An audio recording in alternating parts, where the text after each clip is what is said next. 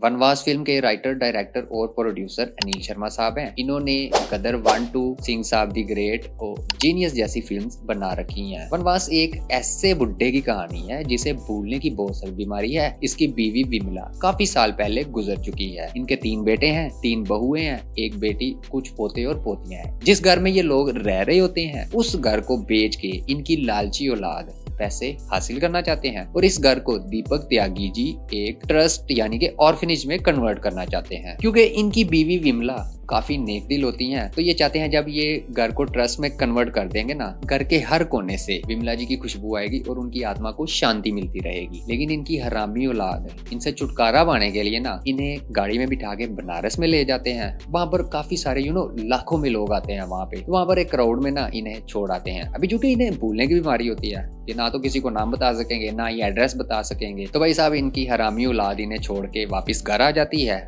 तभी वहां पे दीपक त्यागी जी की मुलाकात होती है वीरू भाई से। वीरू भाई बनारस का बहुत बड़ा चोर चक्का, एक नंबर का जेब तराश लेकिन बहुत ही स्मार्ट लड़का है। जिस लड़की से वीरू भाई प्यार करते हैं उसका नाम है वीना। वीना अपनी मौसी के घर रहती है। इनकी मौसी डांस स्कूल चलाती है और वीना भी डिफरेंट फंक्शंस पे डांस वगैरह करती है। पहली मुलाकात में तो वीरू भाई दीपक त्यागी जी से ना इनके पैसे हींट के भाग जाता है, मतलब इन्हें चूना लगा के भाग जाता है। अगले सीन में एक ऐसा कोइंसिडेंट होता है कि वीरू भाई को ना दीपक त्यागी जी के साथ रहना ही पड़ता है। दीपक त्यागी जी पुलिस स्टेशन में चले जाते हैं मदद के लिए। वहीं पर वीरू भाई का एक छोकरा जिसे राजपाल यादव ने प्ले किया होता है वो फंसा होता है, किसी चोरी चकारी के चक्कर में ही फंसा हुआ होता है वहां पर। जो थानेदार साहब हैं वो वीरू भाई को बोलते हैं कि तुम इस बुड्ढे से छुटकारा दो, क्योंकि ये हर बात पे ना ज्ञान देने लग जाते हैं बहुत लंबा लंबा मुश्किल हिंदी में जो किसी की भी समझ में नहीं आता। तभी वीरू भाई दीपक त्यागी जी को लेके वहां से निकल जाते हैं। इस टाइम तक ना वीरू भाई दीपक त्यागी जी से काफी ज्यादा इरिटेट रहते हैं। इनकी हिंदी सुन के ना इन्हें बहुत ज्यादा गुस्सा आ जाता है। जिस लड़की से प्यार करते हैं ना वीरू भाई, मीना, उसकी आंटी ना वीरू भाई के लिए एक शर्त रख देती है कि अगर तुम दीपक त्यागी को इसके घर तक छोड़ आओगे सही सलामत तो मैं तुम्हारी शादी मीना से करवा दूंगी। अभी टेक्निकली तो यहाँ पर क्या होना चाहिए, वीरू और इसके दोनों छोकरे जिसे एक राजपाल यादव कर रहे हैं और दूसरा एक छोटा लड़का होता है, इन्हें जाना चाहिए दीपक त्यागी जी को छोड़ने। लेकिन भाई साहब अगले ही सीन में मीना की आंटी, वीरू भाई और इनके दोनों छोकरे सभी लोग दीपक त्यागी जी को इनके घर छोड़ने के लिए जा रहे हैं विद नो स्ट्रॉन्ग रीजन। ऐसी ही बकचोदियों से ये फिल्म दोस्तों भर रखी है। अगर आप इसे वर्स्ट मूवीज में कास्ट करने लगो तो ये मार्टिन फिल्म के लेवल तक जाएगी। एक सीन में क्या होता है जी, मीना की आंटी वीरू भाई को 2,15,000 रुपए देती हैं कि अगर तुम मीना की जान छोड़ दो, इससे आज के बाद कभी नहीं मिलो तो ये पैसे तुम्हारे। वीरू भाई खुशी खुशी 2,15,000 रुपए पकड़ते हैं और वहां से निकल जाते हैं। जब ये बात मीना को पता चलती है, मीना पूरे बाजार में वीरू भाई को कूटती हुई फेरे लगाती जाती है और जिस भी दुकान के सामने से गुजरती है वहां से कोई ना कोई चीज उठा के वीरू भाई की गर्दन पे मारती है, कभी सर में मारती है। एक दुकान के सामने से गुजरी, वहां से कोई चीज उठाई, अगली दुकान, तीसरी दुकान, इसी तरह 8-10 दुकानों से कुछ ना कुछ उठा के वीरू भाई को मारती है। लेकिन पीछे कोई भी दुकान वाला कुछ भी नहीं बोल रहा। ठीक है जी, आगे ही थोड़ा जाके ना, अच्छा इस टाइम तक ना मीना का गुस्सा बिल्कुल यहाँ पर आया हुआ है। आगे ही जाके ना 2 बंदे कलियों की टोकरियां सर पर उठाए हुए जा रहे होते हैं, एक इस साइड पे एक इस साइड। गली के दरमियान में जगह खाली होती है, वहां से वीरू भाई ऐसे जंप करते हैं और दोनों टोकरियों को हाथ मारते हैं। वो सारी कलियां ना मीना के ऊपर बिखर जाती हैं और स्लोमो में सीन आता है। मीना का गुस्सा थोड़ा कम हो जाता है और रोमांटिक सी स्माइल देने लग जाती है। अगले सीन में वीरू भाई क्या करते हैं, मीना को बताते हैं कि जो पैसे मैंने तुम्हारी आंटी से लिए थे उनकी मैंने शराब पी ली, लेकिन जो नशा तुझ में है ना मीना, वो किसी भी शराब में नहीं है। मीना का गुस्सा थोड़ा कम हो जाता है। अगले सीन में वीरू भाई बताते हैं कि उन पैसों से मैंने जुआ खेला, लेकिन मीना जो लत तुम्हारी है ना वो किसी भी जुए की नहीं है। मीना का गुस्सा थोड़ा और कम होता है, वीरू भाई को तकरीबन माफ कर देते। मतलब ये चल क्या रहा है भाई, ये कैसी रोमांटिक स्टोरी दिखा रहे हो आप यार, मुझे तो समझ नहीं लगती। ऐसे लोगों को पैसे कौन देता है फिल्में बनाने के लिए, वो भी इस तरह की। इस फिल्म में एडिटिंग मिस्टेक्स बहुत ज्यादा है भाई, ओ हो। एक मिस्टेक मैं आपको बता देता हूँ, वो आप अगर फिल्म देखते वक्त कोई काम भी कर रहे होगे ना, साथ खाना खा रहे हो या मोबाइल भी यूज कर रहे हो, चैटिंग कर रहे हो, तो वो फिर भी आप नोट कर लोगे, इतनी वाज़ेह एडिटिंग मिस्टेक है। होता क्या है जी, वीरू भाई ना एक बहुत बड़े फ्रॉडियों का ग्रुप एक्सपोज कर देता है, मतलब उन्हें पुलिस के हाथों पकड़वा देता है। ये लोग वो होते हैं जो लोगों की किडनियां निकाल के ना बेच डालते हैं। जिस घर में ये लोग सारा प्रोसीजर करते हैं उस घर के अंदर ना वीरू भाई उस घर की खिड़की का शीशा तोड़ के यूं एक्शन वाले पोज में ना ऐसे अंदर घुसते हैं। किक उठाई हुई है, एक बंदे के मुंह पे किक मारते हैं। अभी होना क्या चाहिए कि जब किक मुंह पे लगी है उसके बाद वीरू भाई को जमीन पे लैंड करना चाहिए। जब किक मुंह पे लगती है उसके बाद फिर से वो खिड़की तोड़ के अंदर आने वाला सीन आता है और फिर वीरू भाई लैंड करते हैं। मतलब ये गलती तो बिल्कुल वाज़ेह है, और भी आप अगर ढूंढने लगो तो काफी सारी आपको एडिटिंग मिस्टेक्स इस फिल्म में मिल जाएंगी। अच्छा, जब से वीरू भाई और दीपक त्यागी जी की मुलाकात हुई है ना, ये मिन्नतें करते रहते हैं वीरू भाई की, मुझे अपने बच्चों से मिलवा दो, तुम्हारी बड़ी मेहरबानी होगी। लेकिन वीरू भाई को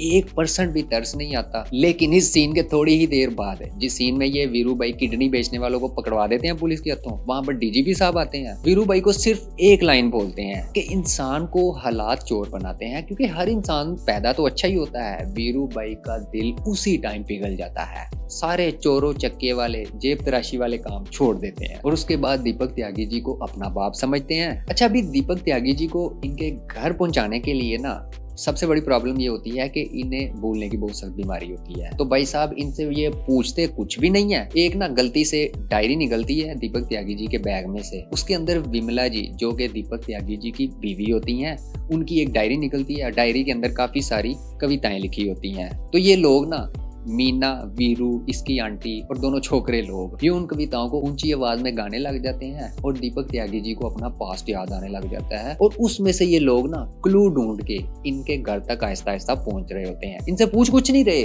दीपक त्यागी जी से, ना इनका एड्रेस पूछ रहे होते हैं, ना इनका नाम पूछ रहे होते हैं, ना ये पूछ रहे होते हैं कि आप कहाँ पर रहते हो। अच्छा, एक सीन में तो यार इन्होंने हद ही कर दी ना। ये जो नाना पाटेकर का कैरेक्टर है ना दीपक त्यागी, इन्हें भूलने की इतनी बीमारी है सख्त, इन्हें दुनिया का हर साइकोलॉजिकल डिसऑर्डर है, इन्हें डायमेंशिया है, इन्हें शिज़ोफ्रेनिया है। उसके बावजूद ये एक जगह पे ना डांस चल रहा होता है, वहां पर जाके 3-4 ठुमके लगाते हैं।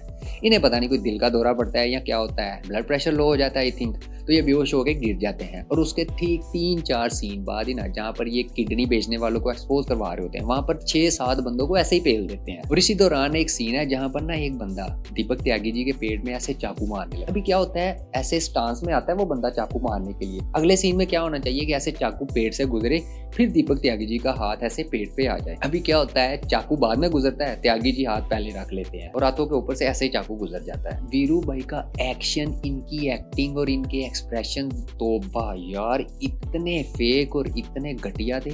एक सीन में ना ये एक बंदे को डबल किक मारते हैं, आप वहां पर इतना इजीली आइडेंटिफाई कर लोगे कि इन्होंने हाथ की सपोर्ट ले रखी है वायर पकड़ के किक मारने के लिए। एक सीन में क्या होता है, वीरू भाई एक बंदे का हाथ टेबल पे रख के ना उसके ऊपर यूं चाकू मारते जा रहे हैं गुस्से से। फेस पे इतना गुस्सा होता है, आप इतना जबरदस्त कनेक्ट होगे, पहले तो आप गैस ही नहीं कर पाओगे कि वीरू भाई हंस रहे हैं या इनके फेस पे गुस्सा आ रहा है। अच्छा, जब ये लोग दीपक त्यागी जी यानी कि नाना पाटेकर के कैरेक्टर को इनके घर छोड़ने के लिए जा रहे होते हैं ना, तो ऑफकोर्स बस पे जा रहे होते हैं। रास्ते में एक जगह पर ये स्टे करते हैं, वहां पर मीना और वीरू भैया के दरमियान ना रोमांटिक सीन शुरू हो जाता है और वीरू भाई वहां पर इतना को फेक वो टाइटैनिक वाला पोज मारते हैं ना कि आपको इमोशनल और रोमांटिक फीलिंग की बजाय ना कॉमेडी वाली फीलिंग आने लग जाएगी। अगले सीन में क्या होता है, गलती से हवा चलती है, कोई 10-15 किलोग्राम का पत्थर होगा, वो ऊपर से घूमता घूमता आता है और आके ना 70-80 फुट का कोई दरख्त होगा, उसे लगता है दरख्त ही गिर जाता है। 70-80 फुट का दरख्त, उसे 10-15-20 किलो का यार आप कह लो पत्थर होगा, वो आके लगता है और दरख्त ही गिर जाता है। अच्छा, इसके बाद एक सीन है जी, ये दीपक त्यागी जी खड़े हैं और ये वीरू भाई का छोटा छोकरा, ठीक है जी, ये रोड है,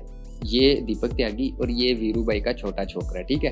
यहाँ से ऊपर से पत्थर आ रहे हैं, ठीक है। एक पत्थर आके इस छोकरे को लगता है, अभी होना क्या चाहिए, इस छोकरे को दीपक त्यागी जी में लगना चाहिए और दीपक त्यागी जी को खाई में गिर जाना चाहिए। लेकिन भाई साहब इधर सारे फिजिक्स की माँ बहन करके वो छोकरा जी ऐसे घूम के ना त्यागी जी के पीछे से खाई में गिर जाते हैं। त्यागी जी वहीं पे खड़े हैं, त्यागी जी ऐसे घूम जाते हैं, वो छोकरा जी ऐसे साइड से घूम के त्यागी जी के पीछे खाई में गिर जाते हैं। अच्छा, पहले मैंने आपको बताया कि थोड़ी ही देर पहले 2-4 ठुमके लगाने के बाद दीपक त्यागी जी बेहोश होकर गिर जाते हैं, लेकिन यहाँ पर पत्थर जो ऊपर से गिर रहे हैं ना, नीचे खाई में गिर रहे हैं, उनके ऊपर दौड़ने लग जाते हैं और दौड़ते दौड़ते ऐसे स्लाइड करते हैं और खाई के अंदर चले जाते हैं। लेकिन इनके पीछे वीरू भाई भी छलांग लगा देते हैं और नीचे जाके ना ये चोट लगवा के गिर जाते हैं। वीरू भाई का जो छोटा छोकरा होता है उसके ऊपर आगे पत्थर गिरते हैं। अच्छा, पत्थर उस पर इस तरह से गिरते हैं कि वो उसकी टांग फंस जाती है और उसके सारे इर्द गिर्द और ऊपर पत्थर आ जाते हैं, मतलब पत्थर का ना उसके अराउंड घर बन जाता है। तभी वहां पर NDRF वालों यानी कि नेशनल डिजास्टर रिस्पॉन्स फोर्स को ना